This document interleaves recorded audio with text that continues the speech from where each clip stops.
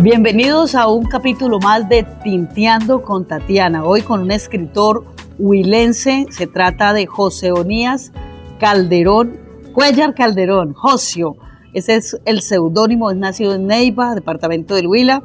Es licenciado en Lingüística y Literatura, ha adelantado estudios de posgrado en Pedagogía de la Creación Literaria en la USCO, en Informática Educativa, magíster en Gestión de la Tecnología Educativa y es docente de lengua castellana del Instituto Técnico Superior, del cual se siente muy orgulloso y satisfecho y de donde es egresado. José Onías, bienvenido aquí a Tinteando con Tatiana, un gusto tenerte.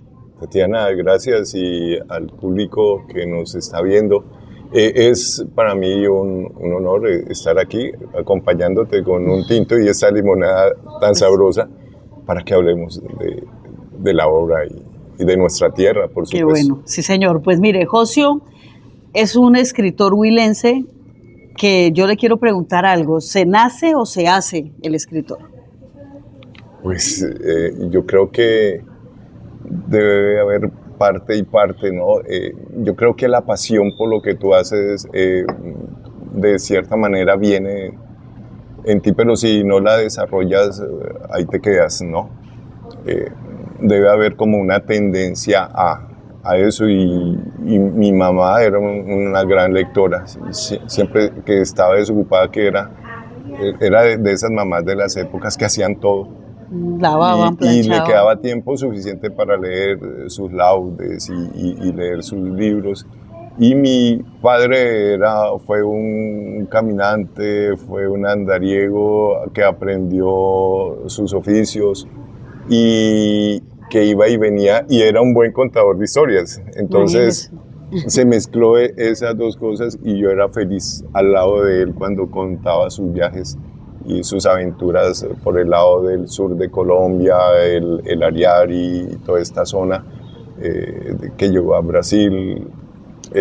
Entonces esa mixtura hizo que hubiese una tendencia en mí en contar, en escribir. En escribir. Contar historias no es tan fácil porque hay diferentes técnicas, pero la mejor es esa que se cuenta tal y como pasa, es decir, narrada.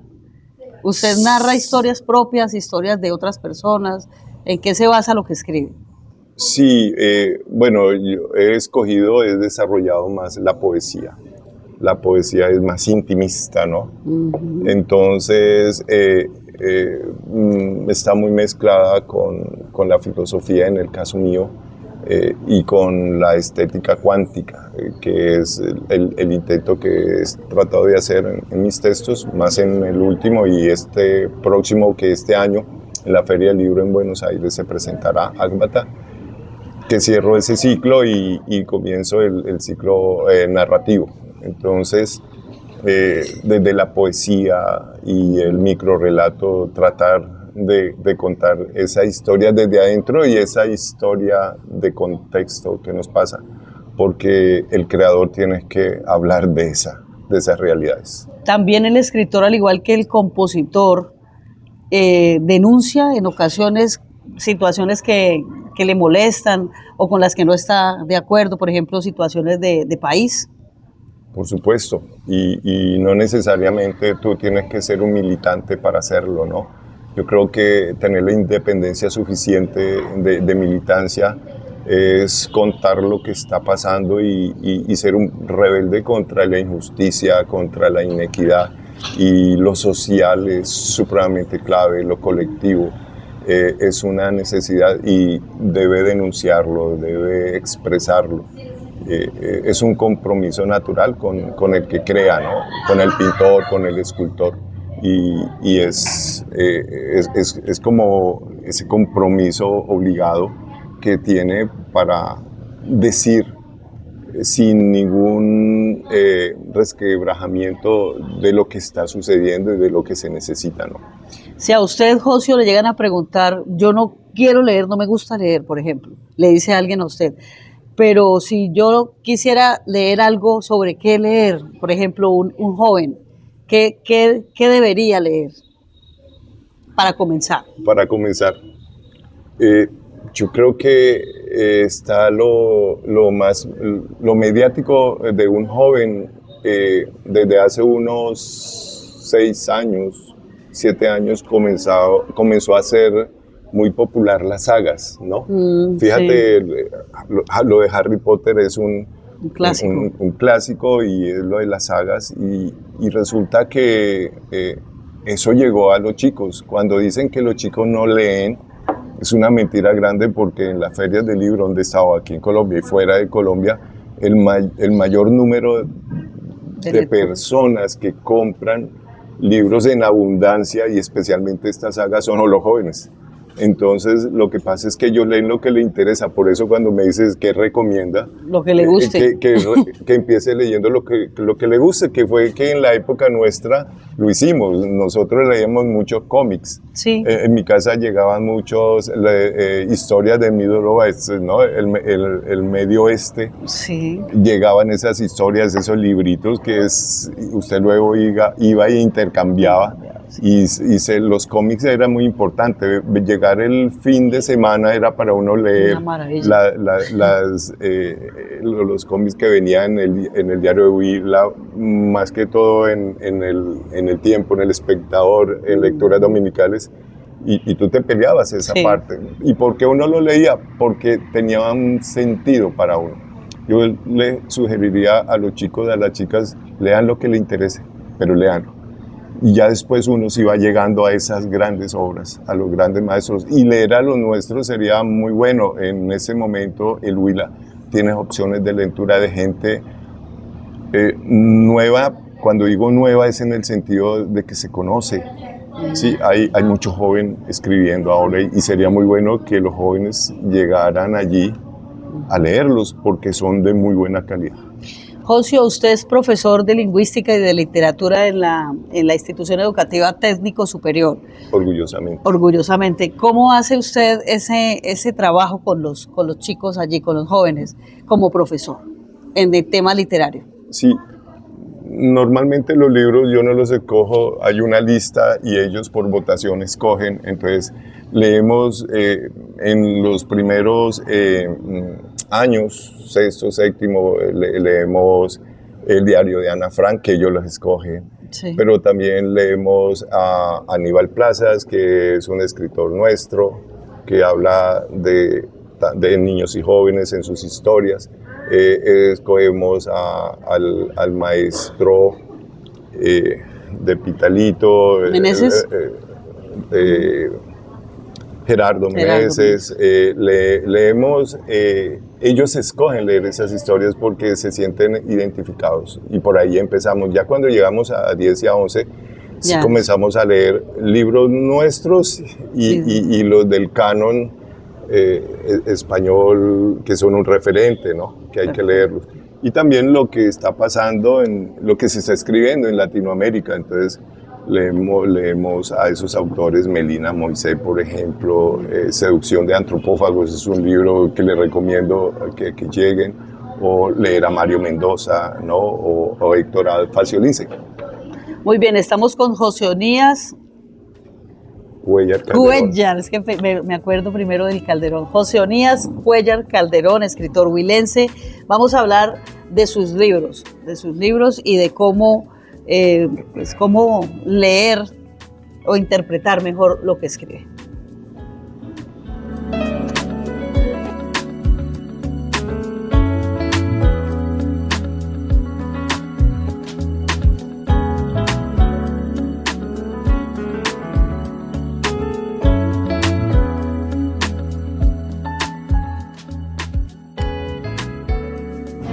En Tinteando con Tatiana continuamos con José Onías Cuéllar Calderón. Josio, Neiva es una ciudad bañada por ríos. Tenemos el río del Oro, tenemos el río Las Ceibas y por supuesto tenemos el río Grande de la Magdalena. Y precisamente aquí hay un libro que creo que es el primero, Josio, se llama Las Voces del Río. Sí. ¿Qué podemos encontrar en esta creación? Mire, yo nací en el barrio San Pedro, a 3 cuadras del río Magdalena. Y precisamente hoy está de cumpleaños. Sí, estamos celebrando un año más de nacimiento. Felicitaciones. Entonces, gracias, Tatiana. Entonces, el puerto de las Damas quedaba a 3 cuadras y por el otro lado, a 3 cuadras, el monumento a la Gaitana. Sí. Cuando Capax vino a iniciar su viaje nadando a Barranquilla, cuando el momento de lanzarse no tenía crema para el cuerpo aceitosa. Mi tía, Clara Rosa Calderón, que venía de Bogotá y estaba pasando vacaciones, tenía su crema de tortuga y fue una anécdota que Capax usó su crema de la tía para iniciar su viaje. ¿Era como un protector? Sí, para protegerse la piel. Ah, bueno, entonces, el estar cerca, ver pasar a los pescadores, ir a comprar los plátanos, ir a comprar la guadúa, el limón, y que viene buena leña, en esa época se usaba mucho la leña, entonces yo no, pero mis hermanos mayores y todos los del barrio abuelos iban porque se venía el San Pedro y había que asar el marrano y se usaba mucho la leña.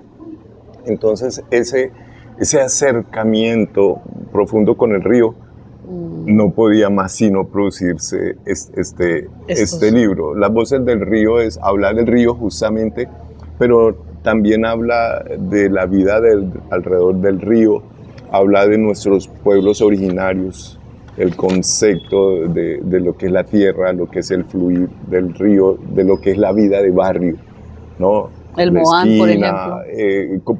Aquí se le reclama al Moán por qué no defendió el territorio de los que lo horadaron, ¿no es cierto? ¿Por qué no? Hoy el Moán no lo tenemos en el río, lo tenemos en un parque como una referencia de estatua y hemos perdido porque el río se vendió, se deterioró. Sí. Es triste ver que esa vida tan prolija que tenía el río en esa época, hoy es un río triste. Tú vas, muy pocos pescadores, la vida de ir y venir. Ese puerto casi que murió, ahí tú consigues hoy solo guadúa y uno que otra persona que vive al lado y pasa, pero esa dinámica del puerto se terminó, fue como un lugar histórico para ir a la Gaitana, a tomarse una foto con la Gaitana, un monumento. Un monumento. Entonces, en este libro habla justamente de ese hecho, de cómo sacar un taburete y sentarse en la acera a contar las historias en la noche, los padres con los vecinos, amigos, porque eran familias amigas. Se conversaba. Era el momento en que los mayores hablaban y nosotros los chicos jugábamos. Pero uno siempre, mientras jugaba, escuchaba. Ah, sí, yo era ratero, iba y jugaba un ratito, sí, y después venía y me sentaba a escucharlo, porque era fascinado de esa facilidad de mi padre de contar todas esas historias, que además las continuaba la noche siguiente. Ah, quedaban eso tenía esa capacidad. De pronto heredé algo de eso. Mi padre me enseñó a nadar a los 5 años. ¿En el río? Por supuesto. Entonces, agárrase de mi cuello y no se vaya a soltar porque te fregas. Y así aprendí a nadar. Se vio los remolinos. Ahí al frente. Y ya después uno pasaba. Normal. Porque en mi casa llegaron unos perros, unos pastores alemanes de un primo de Garagoa, que era el director del hospital en Garagoa, y allá habían unas hermanas alemanas. Eso es Boyacá. Boyacá, tierra fría. Y entonces nos traía los perritos chicos, y Igor Kaiser crecieron conmigo, y ellos eran mis acompañantes cuando iba al río a bañarnos. Y para nadar son muy buenos. No, excelente. Entonces uno cruzaba ese río, aprender a nadar. Esa conexión con el agua, con el río, con la vida, de ahí nace la voz del río. Muy bien. Entonces aprendió que uno no nada tanto, sino que se deja descolgar. Porque el río correntoso tiende a eso, ¿no? A no luchar contra la corriente, sino a dejar que el río lo lleve. Y así como lo lleva el río, se lleva las penas, se lleva sufrimientos, y el río hace que uno se transforme. Sí, que es un fluir, es la teoría de Heráclito, ¿no? Sí. que nadie se baña dos veces en las Claro. mismas aguas, porque no es el mismo río y uno no es el mismo. Total. La influencia de ese barrio, el barrio San Pedro, un barrio que amo y que cuando vuelvo a caminar recuerdos a la familia, los amigos que estaban y ya no están. Realmente de esas familias quedan pocas porque el barrio, la ciudad ha crecido y han llegado son las empresas, Sí. y las familias se han ido. Son muy pocas las familias que aún sobreviven de esa época, pero era un barrio muy prolijo. Muy acogedor. De familias amigas, de que la tienda, la esquina, la jugada en la barriada. calle, sí. En Los Mártires también es muy cercano al barrio San Pedro. Sí, muy cercano. Además que uno aprendía, ahí en la Plaza de San Pedro llegaba el circo, llegaban los autobuses, era un centro de mucho movimiento. Cultural. También. Sí, señor. ¿no? Y entonces bebí de eso, y eso es lo que viene en el libro de las voces de lo que bebemos, así mismo pues escribimos. Lo que tú no puedes dar lo que no tienes. Es correcto. Y justamente esa vivencia hizo que ese libro llegara. Fueron 10 años de trabajo para recomponerlo, hasta que en Río Tercero, Córdoba, en un encuentro, en el 5º encuentro de América Madre, el libro que llegó inédito, Trascender, no a una editorial tucumana, decide publicarlo, y desde ese entonces la casa editorial de San Miguel de Tucumán, Trascender Noa, es la editora de mis libros. De todos. De todos. Es decir, que para uno poder tener estos libros, que son 3, Las Voces del Río, este se llama Misteralia, sí, que es con Melina Moisés, junto con José Onías Cuéllar, son mini relatos. Sí, son minificciones o minicuentos. ¿Ella es de Argentina? Sí, de San Miguel de Tucumán. Y está Del Amor y Otros Asuntos, que son relatos, poesía. No, poesía. Perfecto, entonces son 3 que pues para tenerlos no es editorial huilense ni colombiana, sino argentina. Sí. ¿Son coincidencias de Dios o de la vida? Sí, bueno, lamentable no, digo, afortunadamente ha sucedido así, y pues me ha ido muy bien para que mi obra camine en ese sur del continente, que ha llegado a Perú, a Bolivia, a Paraguay, a Chile, ha ido a México, es decir... Internacional. Sí, ha tenido buena suerte. Mucho honor y qué satisfacción tan grande esto, José Onías, que la escritura, los textos, la poesía, los mini relatos hayan viajado tan lejos. Pues es interesante cuando tú tienes la opción de llegar a la Feria del Libro en Buenos Aires, y que tu libro se lance se presenta en el stand de Tucumán con Trascender Noa, pero se ha lanzado en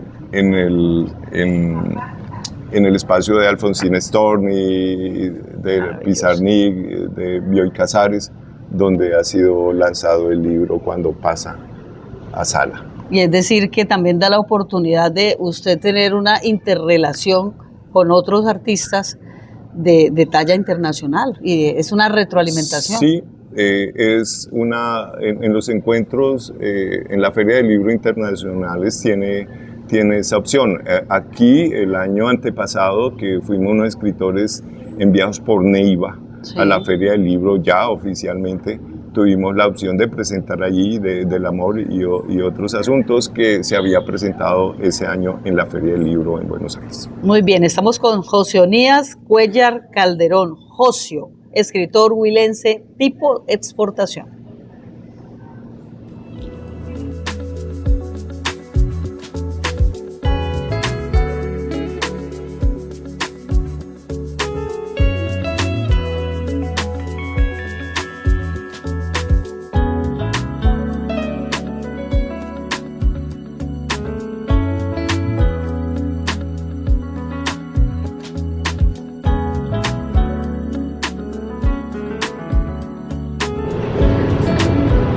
Hoy desde De Oliva Food y Café o Coffee, Food and Coffee.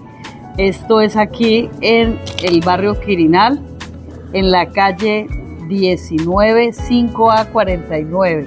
Gracias, muchas gracias a Jennifer Polanía, por supuesto a su esposo Olivardo Narváez por esta deferencia de permitirnos estar aquí en este lugar maravilloso. Sí, es un espacio excelente, que te predispone a hablar, a tertuliar. A tertuliar y a estar tranquilos. Hay una energía hermosa. Bonita, sí. Pues con José Onías Calderón, Cuéllar Calderón, aquí con Josio, más fácil, ¿no, Josio? Sí. Hablando de poesías, hablando de su escritura, de sus microrelatos, pues a lo que vinimos, bien, a leer. Te hablaba que cómo le cobramos al Moan lo que no hizo con todo lo que ha pasado con nuestro río. Y tiene un epígrafe de José María Arguedas que dice: en la medida que el ámbito indígena se difunde, se adquiere el frescor rudo de una esperanza inédita. El Moan, ¿cómo no iba a verte, canalla de las cavernas del río?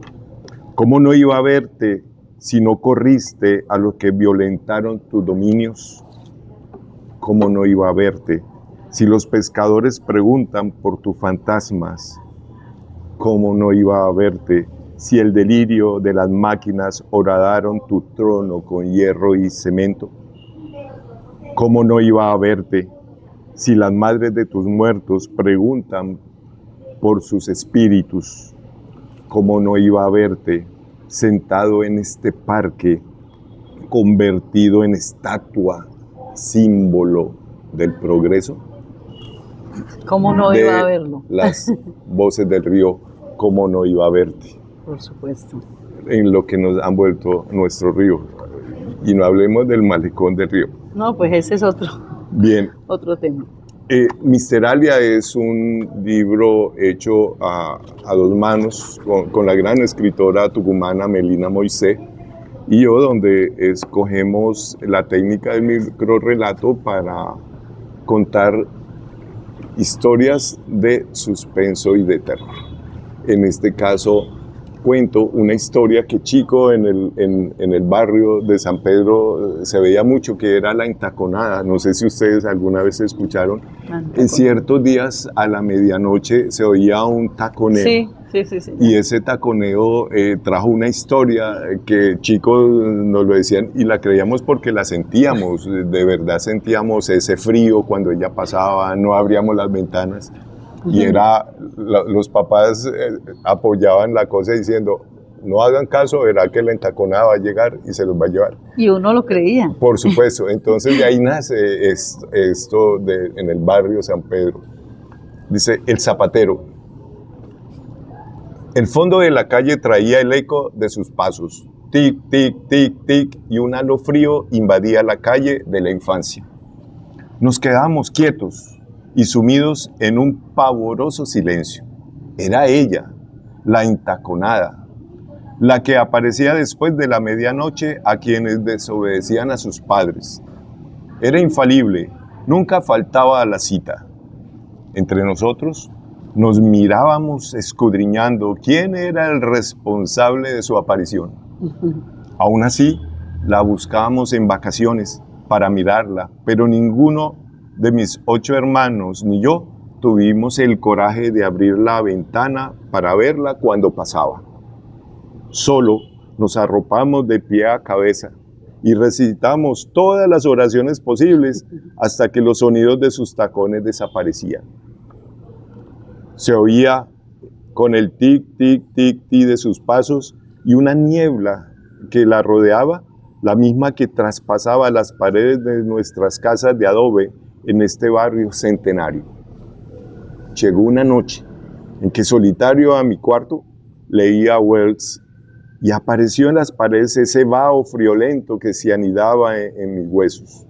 Era ella, pasaba por allí. Ahora el tic-toc anunciaba el irregular taconeo que ese espíritu callejero traía. Sin pensarlo, abrí la ventana. Por fin la vi. Me miró fijamente a los ojos Y desde ese momento soy su zapatero preferido. Voy tras de ella con mi suéter de rayas amarillas y en mi mano el libro de Waltz. Buenísimo. Misteralia. Misteralia, interesante. El barrio San Pedro con sus historias, que aquí la traemos. Alguien decía que los escritores de Neiva no escribíamos sobre la ciudad. Claro, no nos han leído, por eso no saben que escribimos sobre la ciudad. Hay que leer a José. De este libro, Del amor y otros asuntos, se llama Del amor y otros asuntos, de hecho, de trascender, no hay una, como Argentina ha estado en una situación muy compleja, producir los libros allá está muy caro, entonces allá se editan, pero este libro sí lo imprimimos aquí en Neiva, es impresión huilense, de Neiva, de muy buena calidad. Sin huir. Esta savia, este nacimiento, esta siembra, somos esta savia que origina, que inunda los nogales, las madreselvas, la araucaria, verdes, que no se rindieron ante la arrogante astucia del insensato comerciante. Somos esta sangre que circula en esencias, evitando que forren las huellas en los senderos de quienes lo dieron todo y siguen. No olvidemos que somos siembra, esa mezcla de natura y razón, de ser unidad y voz, de ser dignidad, arenisca y roca a la vez. Vale la pena amar un ideal, un trinar de valle y ser saludo de arrebol, del amor y otros asuntos. ¿Hay que estar enamorado para escribir, José? De la vida, de lo que haces. Debes sentir pasión profunda y sobre todo debes tener un rigor de trabajo. A mí me da una angustia bárbara cuando escucho personas que escriben y dicen que no leen. Y yo no puedo creer, uno lee no solamente libros, uno lee el ambiente, uno lee a la gente, uno lee la ciudad, sentir a Neiva, sentir a la gente que camina, que va despacio. A veces yo salgo a caminar y a observar y a sentir mi ciudad para hablarla a ella y cumplir un poco lo que Moresmo decía que justamente necesitamos y inicialmente lo dijo Martino, insertemos el mundo, pero que las raíces sean nuestras. Y yo puedo universalizar mi ciudad. Una vez en la Feria del Libro en Buenos Aires, había allí una chica sueca que entraba a escuchar los textos y en algún momento decía que le llamaba la atención, decía, es que esa ciudad que tú cuentas se parece a la mía. Mucho. Porque en mi ciudad hay un río que pasa por el lado y suceden cosas. Y mira cómo alguien de una ciudad chica como la nuestra, en el sur de un país, de la periferia, puede llegar a un centro y tener la conexión con una ciudad de un país en teoría más desarrollado y con una cultura totalmente diferente, pero hay una estructura que se repite y eso es lo que tiene la literatura. Tenemos la opción de contar lo nuestro y universalizarlo. Y pues eso es un proceso, eso es un reto, es un intento. A veces yo todavía no lo he logrado. Estos son intentos de libro buscando, esperemos que alguna vez se halle. Todos los escritores usan traje, van y vienen montados en sus cabalgaduras de palabras que crean en los momentos que el miedo los invade. Dicen todo, dicen nada, rasgan la eternidad o solo logran un breve gemido ante la eternidad. En ese momento en el que sabes que no eres una triste historia, estás vivo. Y ves las luces en los edificios y todo lo que te hace preguntarte y estás escuchando esa canción con la gente que más quieres. Y en ese momento somos infinitos. Intento. Pues yo intento todos los días. Y hay que seguir en el intento y no morir en el intento. No, Ojalá. no, no desfallecer. El sendero no se puede abandonar, no. El sendero hay que transitarlo y hay que transitarlo desde adentro. La ventaja del pintor, del creador musical, de quienes tratamos de escribir es sacarlo y ponerlo en ese espacio real y concreto, ¿no? Es decir, la imaginación y la fantasía no es algo que se dé por allá, todo está relacionado con el diario vivir, el acontecer, la manera como aprendemos a sentir las cosas, porque lo que tiene sentido es lo que nos acompaña en la vida, no nos acompañan los significados, no nos acompañan los conceptos, nos acompañan el sentido de las cosas. Nuestros chicos empezarán a leer cuando le encuentre sentido a esas lecturas que abarcan, mientras que no haya, pasan por encima de ellos. Por eso necesitamos que ellos aprendan a tener su propia voz para que cuenten desde su vivencia y existencia. Su voz es importante.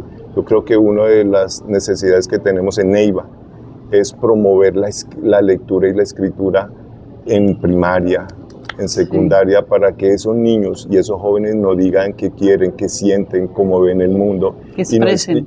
Y no esperar que un adulto, ella o él, venga a hablar por ellos, sino que sea desde su propia voz. Muy bien, José Onías Cuéllar Calderón, escritor huilense, con sus tres libros que son sus hijos, imagino yo, sus semillas para el mundo, para la eternidad. Viene Feria del Libro en Bogotá, vienen muchas cosas y esperamos tener otra oportunidad para conversar. Sí, viene Akbata, que es mi último libro que se presentará en ¿Akbata traduce? Se llama Vacío, es vacío. Un vocablo Kogi, significa vacío, es un intento de escritura cuántica. Se lanzará, ya está confirmado en Buenos Aires, lo de Bogotá todavía no está confirmado, pero es allí donde vamos a estar y gracias Tatiana por este café y limonada y gracias a De Oliva por este espacio y bueno, ustedes que están allí acompañándonos, esperamos responder si tienen preguntas, estar aquí para invitarlos de nuevo con su próximo invitado. Muy bien. Y que luego cuando vuelva nos reunimos para contar cómo nos fue. Claro que sí, con Alibardo, a Jennifer aquí en Café de Oliva Café, pues muchas gracias por este espacio, por permitirnos estar aquí. A Harold Poloche Calquín, nuestro productor, muchas gracias por estar ahí siempre pendiente de cada detalle y estaremos entonces en una nueva oportunidad con Tinteando con Tatiana. Gracias Harold, gracias Tatiana, gracias De Oliva.